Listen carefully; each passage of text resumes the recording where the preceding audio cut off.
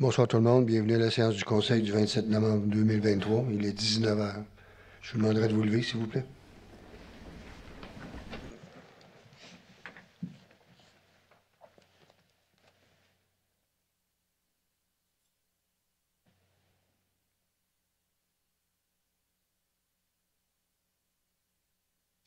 Merci. Point 2, adoption de l'ordre du jour. José? Oui, alors je propose d'adopter le procès-verbal de la séance du 13 novembre. Pardon? Ordre du jour. Oh, toujours, pardon. Excusez-moi. Alors, je propose d'adopter l'ordre du jour tel qu'il a été présenté. Merci. Vote. Sylvain, oui. Marc-Antoine, oui. Nathalie, oui. Martin, oui. Merci. Point 3, adoption de l'ordre du procès-verbal. 3.1, procès-verbal. José? Oui, alors je propose d'adopter le procès-verbal de la séance du 13 novembre 2023, comme il a été déposé. Merci. Vote. Sylvain, oui. Marc-Antoine, oui. Nathalie, oui. Martin, oui. Merci. 3.2, procès-verbal. José? Je propose d'adopter le procès-verbal de la séance extraordinaire du 21 novembre 2023, comme il a été déposé. Merci. Vote. oui. Sylvain, oui. Marc-Antoine, oui. Nathalie, oui. Martin, oui. Merci. 4, administration générale. 4.1, embauche de personnel. Marc-Antoine? Oui, alors embauche de personnel préposé à l'accès aux locaux. Entendu le manque de personnel pour combler tous les corps de travail occasionnés par les activités et les différentes réservations de locaux. Entendu que des candidats ont été rencontrés en entrevue. Entendu le rapport de M. Éric Gingras, directeur adjoint du service sport, loisirs, culture et vie communautaire, en date du 9 novembre. Je propose d'entériner l'embauche des employés occasionnels suivantes à titre de préposés à l'accès aux locaux, soit Mesdames Florence Flibotte, Mégane Robichaud et Marie-Lou Sanchez. Elles seront rémunérées à l'échelon 1 de la grille salariale pour ce poste. Merci. Vote. oui. Sylvain, oui. Nathalie, oui. José, oui. Martin, oui. Merci. 4.2, un addenda au contrat. Marc-Antoine? Oui, alors un addenda au contrat de travail des cadres intermédiaires et personnels de direction. Entendu qu'il y a lieu d'uniformiser une des conditions du contrat de travail des cadres intermédiaires avec le contrat de travail des cadres intermédiaires et personnels de direction à ce qui concerne les reprises de temps pour du travail de fin de semaine réalisé en situation d'urgence. Entendu qu'il s'agit d'une mesure exceptionnelle, puisque normalement les heures supplémentaires en dépassement de la semaine normale de travail ne sont ni rémunérées ni reprises en temps. Entendu le rapport de M. Marcel Grenier, directeur général, en date du 20 novembre 2023. Je propose de modifier le contrat de travail des cadres intermédiaires afin d'uniformiser la clause numéro 7.3 du contrat de travail des cadres intermédiaires et personnels de direction comme suit. Le temps dépassant la semaine normale de travail n'est pas rémunéré ni repris en temps. Toutefois, exceptionnellement, le supérieur immédiat peut autoriser une reprise de temps pour du travail de fin de semaine réalisé en situation d'urgence pour les employés ne bénéficiant pas de l'horaire variable. Merci. Vote. oui. Sylvain, oui. Nathalie, oui. José, oui. Martin, oui.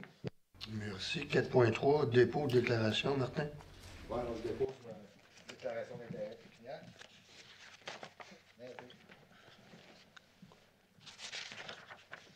4.4, adoption de la politique.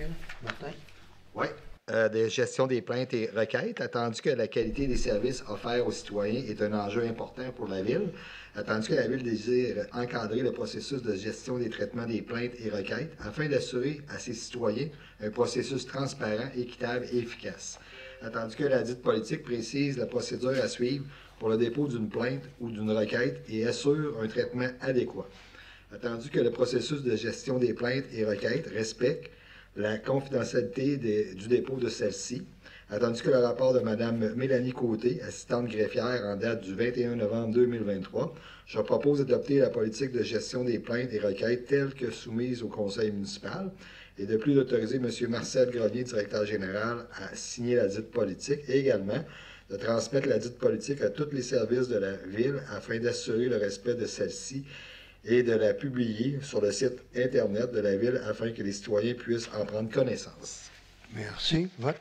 oui. Sylvain, oui. Marc-Antoine, oui. Nathalie, oui. José, oui. Merci. 4.5, adoption de la nouvelle image. Marc-Antoine? Oui, alors adoption de la nouvelle image de marque de la ville de Sainte-Catherine-de-la-Jacques-Cartier. Attendu que c'est avec une grande fierté que la ville de Sainte-Catherine-de-la-Jacques-Cartier dévoilera prochainement sa nouvelle identité visuelle et sa nouvelle devise. Entendu que cette nouvelle image de marque s'inscrit dans la vision à long terme du Conseil et de sa vision stratégique. Entendu les résultats de la réflexion de la firme Blanco, mandatée par la Ville en août 2023. Entendu le rapport de M. Marcel Grenier, directeur général, en date du 22 novembre 2023. Je propose que ce Conseil adopte la nouvelle identité visuelle et la nouvelle devise suggérée par la firme Blanco et recommandée par le comité chargé d'étudier cette question. Et de plus, de dévoiler ces deux éléments lors d'une conférence de presse qui sera tenue le 7 décembre 2023. Merci. Vote. Rénal, oui. Sylvain, oui. Nathalie, oui. José, oui. Martin, oui. Merci. 4.8, nouveaux emprunts. Bonne chance, Marc-Antoine. Alors, on est plein d'énergie. Nouveaux emprunts temporaires. Alors, entendu que le règlement 1595-2022, amendé par le règlement 1627-2023, autorise le Conseil à dépenser une somme n'excédant pas 3 305 000, le règlement 1599-2023, amendé par le règlement 1464-2023, une somme n'excédant pas 1 419 250. Le règlement 1602-2023, une somme n'excédant pas 348 000. Le règlement 1617-2023, une somme n'excédant pas 135 000. Le règlement 1619-2023, une somme n'excédant pas 273 000.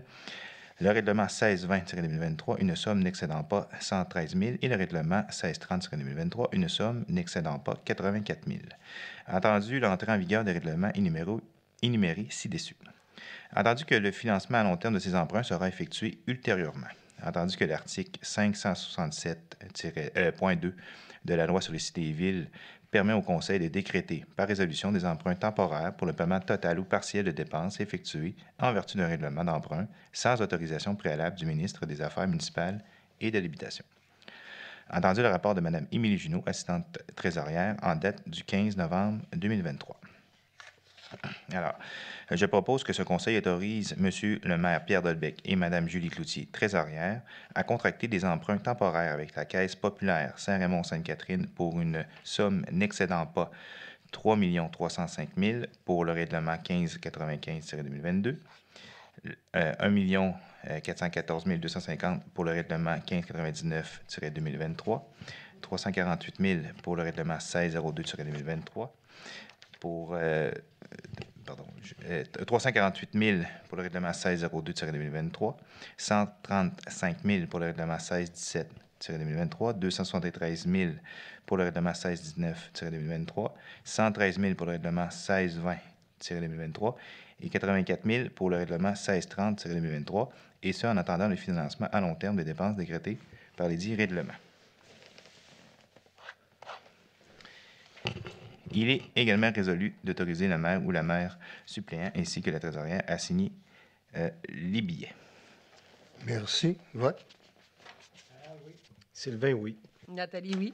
José, oui. Martin, oui. Merci. 4.7. Résolution de concordance. Marc-Antoine?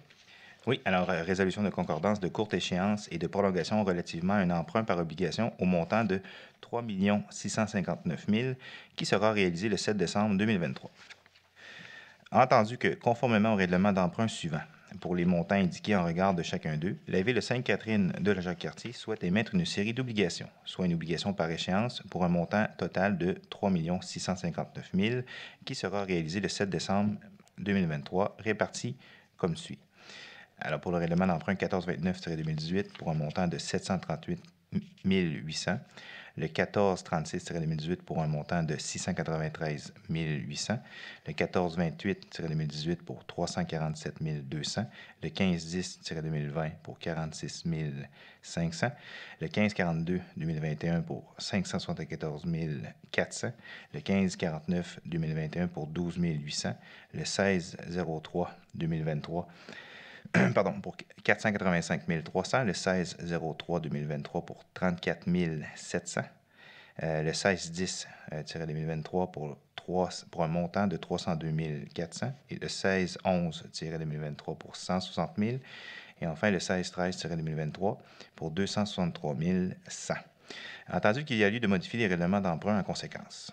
Entendu que, conformément au premier alinéa de l'article 2 de la loi sur les dettes et emprunts municipaux, pour les fins de cette émission d'obligation et pour les règlements d'emprunt numéro 1529-2018, 1436-2018, 1428-2018, 1542-2021, 1549-2021, 1603-2023, 1610-2023, 1611-2023 et 1613-2023, la Ville de Sainte-Catherine de la Jacques-Cartier souhaite émettre pour un terme plus court que celui originellement fixé à ces règlements. Entendu que la Ville de Sainte-Catherine de la Jacques-Cartier avait le 4 décembre 2023 un emprunt au montant de 1 432 600 sur un emprunt original de 1 751 000 concernant le financement des règlements d'emprunt numéro 1429-2018 et 1636, le 1436-2018.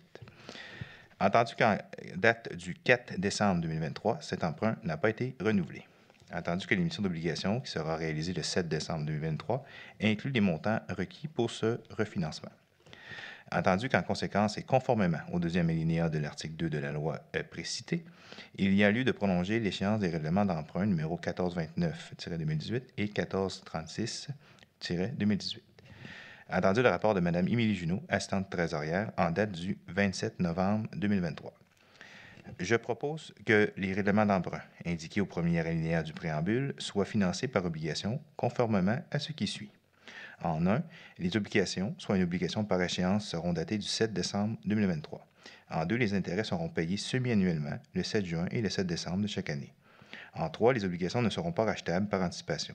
Toutefois, elles pourront être rachetées avec le consentement des détenteurs, conformément à la loi sur les dettes et les emprunts municipaux. En 4, les obligations seront immatriculées au nom de Services de dépôt et de compensation CDS et seront déposées auprès de CDS. En 5, CDS agira au nom de ses adhérents comme agent d'inscription en compte, agent détenteur d'obligations, agent payeur et responsable des transactions effectuées à l'égard de ses adhérents. CDS procédera au transfert de fonds, conformément aux exigences légales de l'obligation. À cet effet, le Conseil autorise la trésorière à signer le document requis par le système bancaire canadien intitulé « Autorisation pour le plan de débit préautorisé destiné aux entreprises ». CDS effectuera les paiements de capital et d'intérêts aux adhérents par des transferts électroniques de fonds et à cette fin, CDS prélèvera directement les sommes requises dans le compte suivant. La Caisse populaire des Jardins de Saint-Raymond-Sainte-Catherine, au 225 avenue Sainte-Maxime, à Saint-Raymond, Québec, G3L 3W2. Entendu que les obligations soient signées par le maire et la trésorière, la Ville de Sainte-Catherine de Jacques-Cartier, tel que permis par la loi, a mandaté CDS afin d'agir en tant qu'agent financier authentificateur et les obligations entreront en vigueur uniquement lorsqu'elles auront été identifiées. Qu'en ce qui concerne les amortissements annuels de capital prévus pour les années 2029 et suivantes, le terme prévu dans les règlements d'emprunt numéro 1429-2018, 1436-2018, 1428-2018, 1542-2021, 1549-2021, 1603-2023, 1610-2023, 1611-2023 et 1613-2023, soit plus court que celui originellement fixé, c'est-à-dire pour un terme de 5 ans, à compter du 17 décembre 2023, au lieu du terme prescrit pour les dits amortissements. Chaque émission subséquente devant être pour le solde ou en partie du solde dû sur l'emprunt. Que compte tenu de l'emprunt par obligation du 7 décembre 2023, le thème originel des règlements d'emprunt numéro 1429-2018 et 1436-2018 soit prolongé de 3 jours.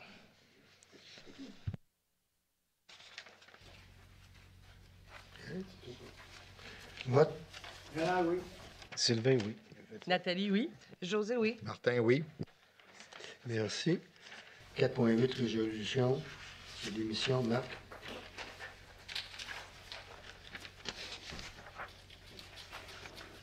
J'y viens. Pardon. Alors, résolution d'adjudication, émission d'obligation de 3 659 000. Entendu que conformément au règlement d'emprunt numéro 1429-2018, 1436-2018, 1428-2018, 1510-2020, 1542-2021, 1549-2021, 1603-2023, 1610-2023, 1611-2023 et 1613-2023, la Ville de Sainte-Catherine de Jacques-Cartier souhaite émettre une série d'obligations, soit une obligation par échéance. Entendu que la Ville de Sainte-Catherine de la Jacques-Cartier a demandé, à cet égard, par l'entremise du système électronique Service d'adjudication et de publication des résultats des titres d'emprunt émis aux fins du financement municipal. Des soumissions pour la vente d'une émission d'obligations datée du 7 décembre 2023 au montant de 3 659 000. Entendu qu'à la suite de l'appel d'offres public pour la vente de l'émission désignée ci-dessus, le ministre des Finances a reçu 4 soumissions conformes, le tout selon l'article 555 de la Loi sur les cités et villes et de la résolution adoptée en vertu de cet article. Fait en 1, on avait la valeur Mobilière Desjardins qui, en 2024, avait 190 à 5,1.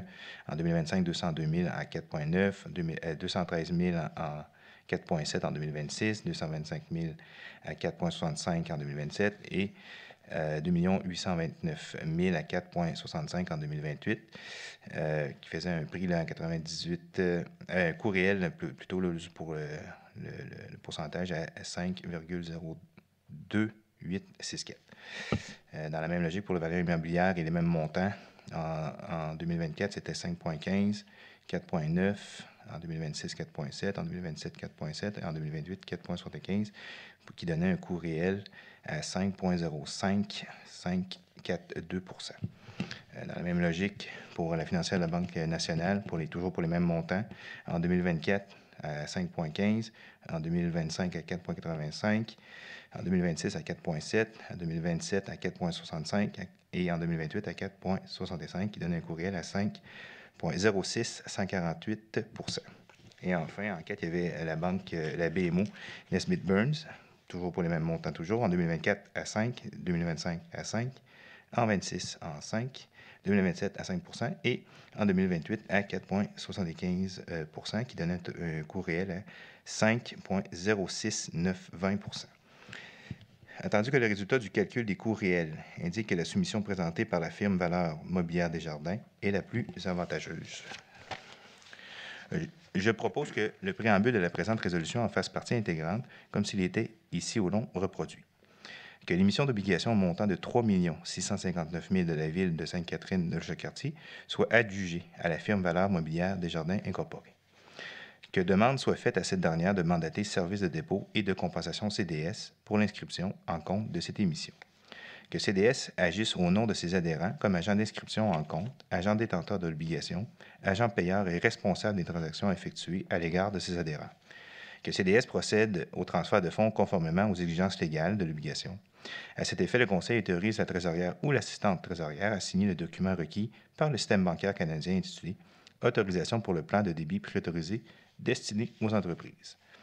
Que le maire ou la trésorière ou l'assistante trésorière soit autorisé à signer les obligations visées par la présente émission, soit une obligation par échéance. Merci. Vote. Sylvain, oui. Nathalie, oui. José, oui. Martin, oui. Merci. On va en 4,9. Dépôt de la liste, Marcel. Oui, alors je dépose la liste des engagements financiers préparée par Mme Julie Cloutier, trésorière, pour la période se terminant le 21 novembre 2023, laquelle comprend 112 commandes au montant de 1 539 728,51 $. Merci. 4,10. Dépôt du rapport, Marcel. Oui, en vertu de l'article 26 du règlement numéro 1468-2019, décrétant les règles de contrôle et de suivi budgétaire, je dépose le rapport de l'évolution du budget d'immobilisation de l'année 2023, comprenant la liste des projets non votés préparés par Mme Julie Cloutier, trésorière. Merci. 5, aménagement, urbanisme et développement. 5,1, adoption de projet. Nathalie. Donc, c'est l'adoption du projet de règlement numéro APR-338-2003, modifiant le plan d'urbanisme numéro 1258-2014, afin d'identifier le territoire sujet aux îlots de chaleur urbains et d'écrire toutes mesures permettant d'atténuer ce phénomène. Attendu que la Ville est tenue de modifier son plan d'urbanisme en vertu du projet de loi 67, sanctionné par le gouvernement le 25 mars 2021, afin de prévoir des mesures pour contrer les îlots de chaleur. Attendu que la Ville a identifié les parties de son territoire sujettes au phénomène d'îlots de chaleur. Attendu qu'il est souhaitable d'assujettir les îlots de chaleur identifiés à des mesures d'atténuation afin de réduire les effets négatifs de ce phénomène. Attendu que le Conseil se préoccupe de la santé de ses citoyens, et notamment dans ce cas, de la clientèle vulnérable aux vagues des plus fortes chaleurs. Attendu que ces mesures auront pour effet de réduire le manque de végétation à certains endroits et de créer des zones d'ombrage. Attendu la recommandation du service de l'urbanisme, je propose que ce Conseil adopte le projet de règlement numéro APR-338-2023, modifiant le plan d'urbanisme numéro 1258-2014, afin d'identifier le territoire sujet aux îlots de chaleur urbains et d'écrire toute mesure permettant d'atténuer ce phénomène. Merci. Vote. Sylvain, oui. Marc-Antoine, oui. José, oui. Martin, oui. Merci. 5.2. Demande de modification. Nathalie? Donc, c'est une demande de modification au schéma d'aménagement et de développement révisé de la MRC de la Jacques-Cartier, modifiant, modification de l'aire d'affectation IND-10. Attendu l'intensification des activités de la sablière située sur la route Montcalm. Attendu les nombreux désagréments que cela engendre, autant pour les citoyens que pour la ville de Sainte-Catherine de la Jacques-Cartier. Attendu que les propriétaires de la sablière ont été rencontrés et qu'il est envisageable qu'ils cessent les activités dans le but de procéder à la conversion de la sablière en un développement résidentiel. Attendu qu'un éventuel développement résidentiel à cet endroit devra rencontrer toutes les normes applicables et que la présente demande ne constitue pas l'approbation du projet en soi. Attendu que présentement, l'aire d'affectation IND-10, prévue au schéma d'aménagement et de développement révisé de la MRC de la Jacques-Cartier, n'autorise pas l'usage résidentiel faible densité. Attendu que, conséquemment, une modification au règlement de zonage, numéro 1259-2014, n'est présentement pas envisageable puisque la notion de conformité ne serait pas rencontrée. Attendu le rapport de Mme Rosalie Laroche, directrice adjointe à l'urbanisme en date du 14 novembre 2023, je propose de demander à la MRC de la Jacques-Cartier d'entamer les procédures de modification du schéma d'aménagement et de développement révisé afin d'inclure une portion de l'aire d'affectation IND-10 dans l'aire d'affectation RUR-9. Merci. Vote. Sylvain, oui. Marc-Antoine, oui. José, oui. Martin, oui. Merci. 5.3. Approbation des plans relatifs. Nathalie? Excusez-moi, on tourne les pages ce soir. Approbation des plans relatifs à l'implantation et à l'intégration architecturale afin d'obtenir un certificat d'autorisation d'excavation du sol, d'un déplacement d'humus et tous les travaux de remblai et de déblai pour le lot 6 534 143. Attendu la demande de certificat d'autorisation d'excavation du sol, déplacement d'humus, travaux de déblai ou de remblai pour la phase 1A du projet intégré situé sur le lot 6 534 143 en bordure de l'avenue des Catherines. Attendu que l'immeuble situé dans la zone 121M est assujetti à l'approbation des plans relatifs à l'implantation et à l'architecture en vertu du règlement sur les plans d'implantation et d'intégration architecturale, numéro 1347-2016, selon les critères du secteur du développement sud-est. Attendu que les deux critères d'analyse au PIA relatifs à l'aménagement du terrain pour le volet remblai et déblai, ainsi que le déboisement, sont satisfaits, tandis que les autres critères ne sont pas applicables pour la présente demande de certificat d'autorisation. Attendu le rapport de Mme Rosalie Laroche, directrice adjointe au service de l'urbanisme en date du 13 novembre 2023, ainsi que les documents déposés par le requérant. Attendu la recommandation du comité consultatif urbanisme en date du 21 novembre 2023. Attendu que l'article 5 du règlement sur les plans d'implantation et d'intégration architecturale numéro 1347-2016 stipule que le Conseil peut rendre son approbation conditionnelle à ce que le requérant fournisse une garantie financière qu'il détermine. Attendu que le Conseil juge qu'une garantie financière de 10 000 $ est nécessaire afin d'assurer qu'un premier permis de construction soit délivré dans les 12 mois qui suit l'échéance d'un certificat d'autorisation d'excavation du sol, de déplacement d'humus, de travaux de déblai et de remblai pour la phase 1A du projet intégré.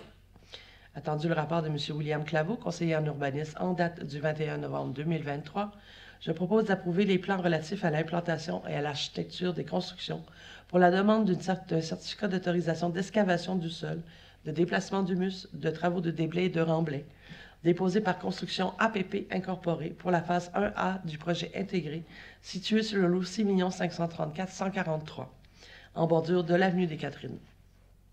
De plus, d'exiger qu'un permis de construction pour la phase 1A du projet intégré soit délivré dans les 12 mois qui suit l'échéance du dit certificat, sous réserve du respect de toutes normes applicables en vertu d'autres lois ou de règlements. De plus, d'exiger, avant l'émission de ce certificat d'autorisation, une garantie financière de 10 000 $ afin de garantir qu'un premier permis de construction pour la phase 1A du projet intégré, situé sur le lot 6 534 143, soit délivré dans les 12 mois qui suivent l'échéance du dit certificat d'autorisation. Merci. Vote. Sylvain, oui. Marc-Antoine, oui. José, oui. Martin, oui. Merci. 5.4, avis de session, Nathalie. Donc, cette fois-ci, c'est un avis de cession de l'autorisation numéro de référence 40-20-25-820 pour le remblayage du milieu humide sur le lot 6 534 143. Attendu le certificat d'autorisation délivré par le ministère de l'Environnement et de la lutte contre les changements climatiques, portant le numéro de référence 40-20-25-820 en date du 2 juin 2021. Attendu que le certificat d'autorisation permettant à la ville de Sainte-Catherine-de-la-Jacques-Cartier de remblayer un milieu humide situé sur le lot 6 295 323, tel que décrit dans le rapport de caractérisation du milieu naturel intitulé « Caractérisation du milieu naturel dans le cadre des travaux de développement résidentiel à Sainte-Catherine-de-la-Jacques-Cartier », requérant placement MP incorporé, signé en juillet 2019 par Mme Mélina Shane-Nanchen et M. Charles White, incluant 3 annexes. Attendu que les travaux ont été réalisés en partie par la ville de Sainte-Catherine-de-la-Jacques-Cartier dans le cadre des travaux de prolongement de l'avenue des Catherines. Attendu qu'une partie du milieu humide demeure intacte et se trouve aujourd'hui sur le lot 6 534 143. Attendu que STA Immobilier Incorporé souhaite procéder au remblai du milieu humide afin de procéder à la construction du projet intégré sur le lot 6 534 143.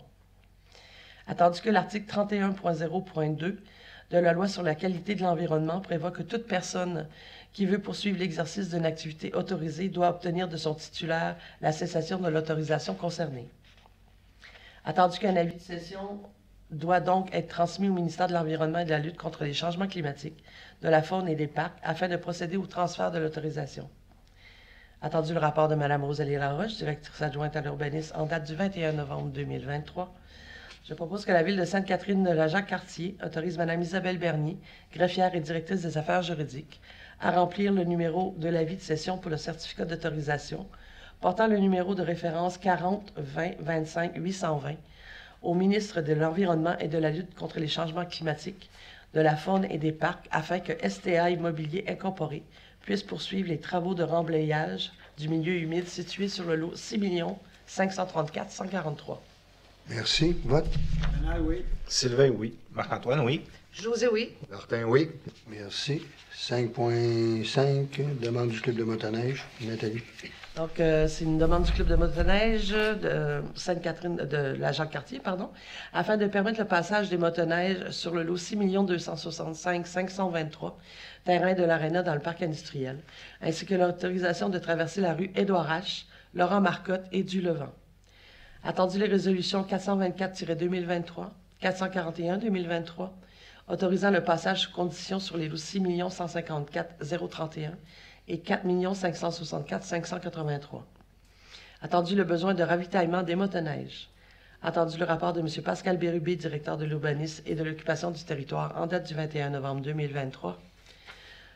Je propose d'autoriser le tracé de motoneige déposé conditionnellement au dépôt des autorisations des propriétaires privés. Merci. Vote. Sylvain, oui. Marc-Antoine, oui. José, oui. Martin, oui. Merci. 6, hygiène du milieu. 6.1, un octroi de contrat. Sylvain. Oui, c'est l'octroi d'un contrat de gré à gré, réparation d'une pompe au poste de pompage d'égout PPE-2. Attendu qu'il est nécessaire d'octroyer un contrat pour la réparation d'une pompe au poste de pompage d'égout PPE-2, attendu que la soumission de la compagnie CWA Mécanique de procédé est jointe, attendu que la Ville est assujettie de la Charte de la langue française et que l'entreprise CWA Mécanique de procédé respecte les exigences de cette dernière et qu'elle ne figure pas sur la liste des entreprises non conformes au processus de francisation de l'Office québécois de la langue française. Attendu le rapport de M. Martin Carreau, directeur des services techniques et directeur général adjoint en date du 20 novembre 2023, je propose d'octroyer un contrat à la compagnie CWA Mécanique de procédé pour la réparation d'une pompe au poste de pompage d'égout PPE-2 selon les détails de la réparation présentée à la soumission transmise par M. Alexandre Grondin en date du 16 novembre 2023 au montant de 11 437 plus taxes. De plus d'imputer le montant de dépenses au poste budgétaire entretien des équipements, après y avoir transféré un montant de 2 000 au poste budgétaire entretien poste de pompage. Merci. Vote. Marc-Antoine, oui. Nathalie, oui. José, oui. Martin, oui. Merci. Parc et bâtiments, il n'y a aucun sujet. Santé et bien-être, même chose. 9, sécurité publique, même chose. 10, sport, loisirs, culture et vie communautaire. 10.1, organisation d'un événement. Nathalie? C'est pour le lancement du 200e anniversaire de Sainte-Catherine de la Jacques-Cartier. Attendu que la venue de l'année 2024 soulignera le 200e de Sainte-Catherine de la Jacques-Cartier. Attendu que le passage à la nouvelle année est l'occasion idéale pour réaliser l'activité lancement des festivités, soit le 31 décembre 2023. Attendu que le spectacle pyrotechnique reporté de la fête nationale serait utilisé pour cette activité. Attendu le rapport de M. Éric Gingras, directeur adjoint du service sport, loisirs, culture et vie communautaire, en date du 21 novembre 2023. Je propose d'autoriser la tenue d'une activité le 31 décembre 2023 pour le lancement des fêtes du 200e de Sainte-Catherine de la Jacques-Cartier. De plus, que ce conseil autorise la tenue de l'activité en dehors des heures d'ouverture du parc de glisse en vertu de l'article 2.2.1 du règlement numéro 1552-2021, pourvoyant à remplacer le règlement numéro 1479-2019 sur la sécurité publique et la protection des personnes et des propriétés, soit jusqu'à 1h du matin. De plus, d'autoriser des dépenses au montant de 13 000 $ plus taxes et d'imputer ce montant au poste budgétaire animation autres événements et matériel autres événements, après une approbation de l'excédent de fonctionnement non affecté. Merci. Vote? Sylvain, oui. Marc-Antoine, oui. José, oui. Martin, oui. Merci. On s'en va à 10.2, adoption de prévisions budgétaires. José? Oui. Adoption des prévisions budgétaires et autorisation de dépenses fête de l'hiver 2024. Attendu que la fête de l'hiver 2024 est prévue au parc de glisse du Grand Héron le 3 février 2024. Attendu qu'il est nécessaire de planifier dès maintenant cette activité puisqu'elle aura lieu au début de l'année 2024 et que les réservations et contrats doivent se conclure rapidement, soit avant l'adoption du budget de fonctionnement 2024. Attendu le rapport de M. Martin Pouliot, directeur du service sport, loisirs, culture et vie communautaire en date du 14 novembre 2023, je propose d'adopter les prévisions budgétaires présentées pour la fête de l'hiver 2024 et d'autoriser les dépenses qui y sont prévues. Et de plus, d'imputer le montant de la dépense au poste budgétaire matériel activité d'hiver. Merci. Vote? Sylvain, oui. Marc-Antoine, oui. Nathalie, oui. Martin, oui. Merci. 10.3, adoption de la tarification. Demande d'avancement de fonds pour les petites caisses du parc de glisse du Grand Héron. 10.3. Et où tu- je l'ai pas. Merci. Pardon, il m'en manquait une. Alors, adoption de la tarification de la saison hivernale 2023-2024, parc de glisse du Grand Héron. Attendu que la Ville offre gratuitement l'accès aux activités du parc de glisse du Grand Héron pour ses résidents et qu'elle applique une tarification pour les non-résidents. Attendu que le service sport, loisirs, culture et vie communautaire propose une nouvelle tarification pour la saison hivernale 2023-2024. Attendu le rapport de M. Martin Pouliot, directeur du sport, loisirs, culture et vie communautaire en date du 14 novembre 2023, je propose d'adopter la tarification pour le parc de glisse du Grand Héron pour la saison hivernale 2023-2024, telle que proposée dans l'annexe jointe à la présente résolution. Merci. Vote? Sylvain, oui. Marc-Antoine, oui.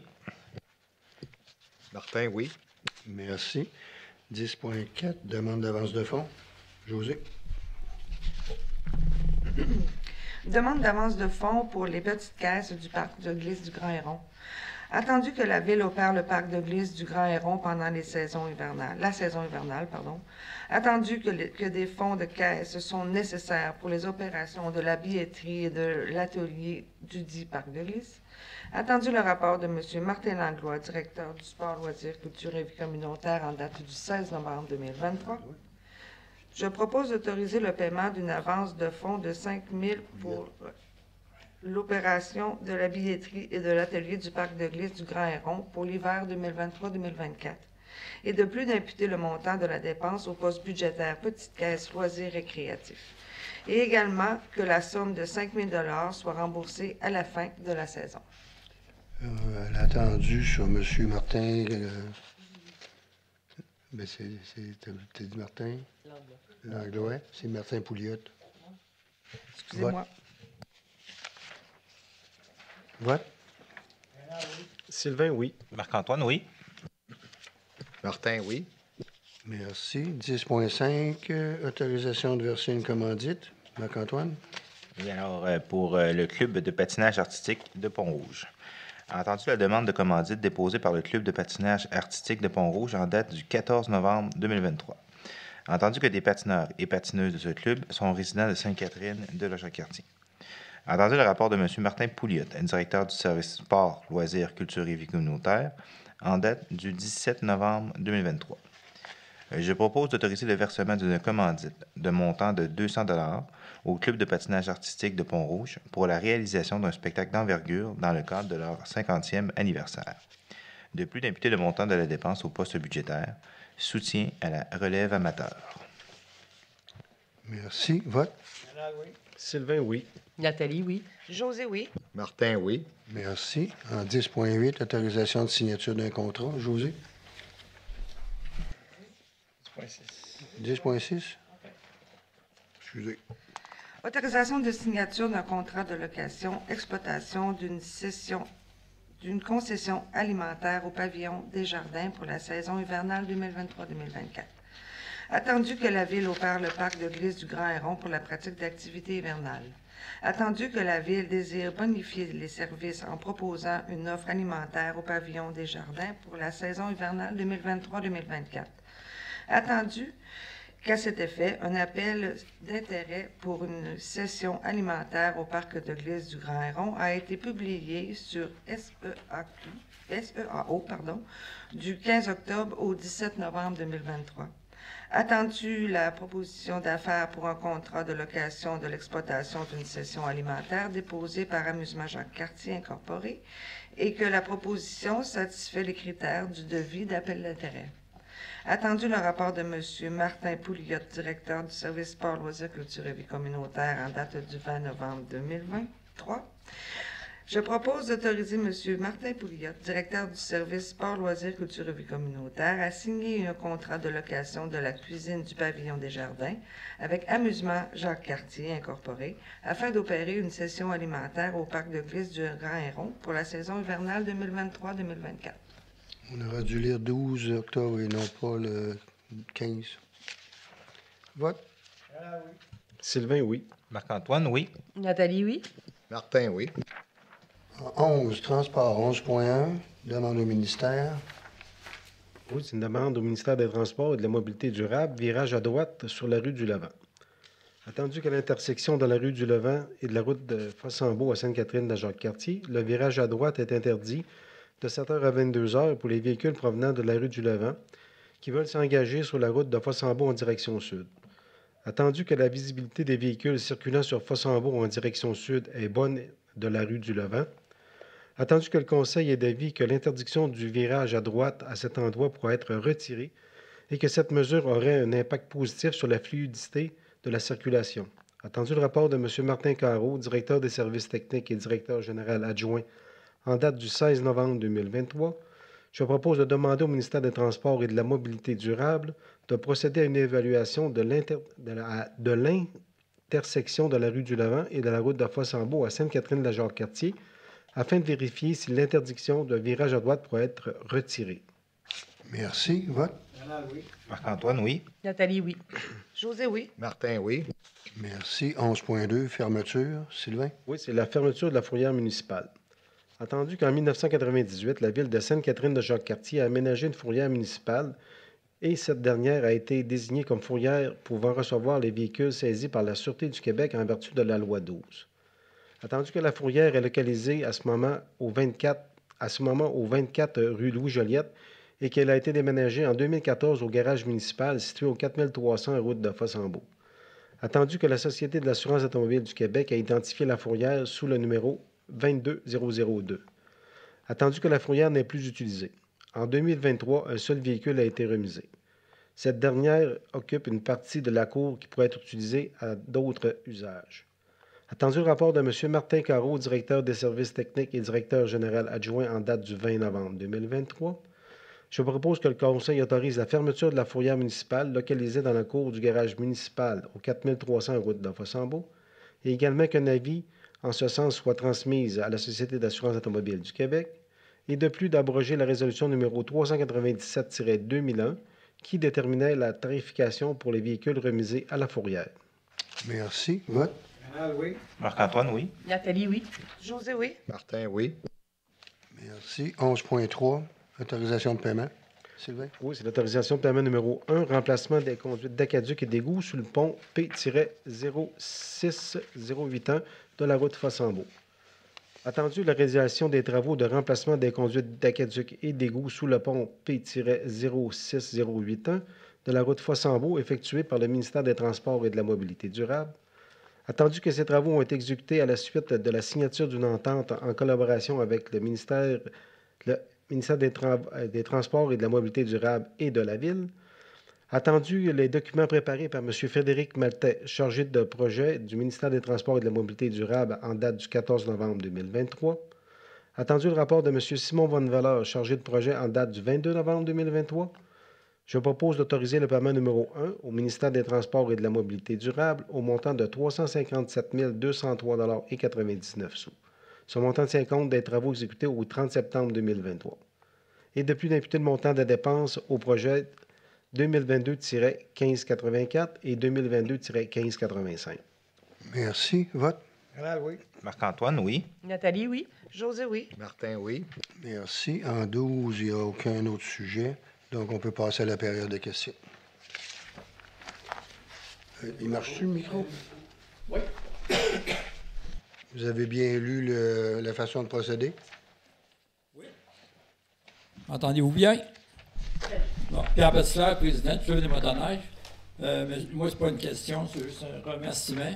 Monsieur le maire, les membres du conseil, je vous remercie d'avoir étudié notre demande. Ça va être un service que vous rendez aux motoneigistes, puis même à certains de vos citoyens aussi qui ont des motoneiges. Fait que je suis bien content de la réponse que vous nous avez accordée.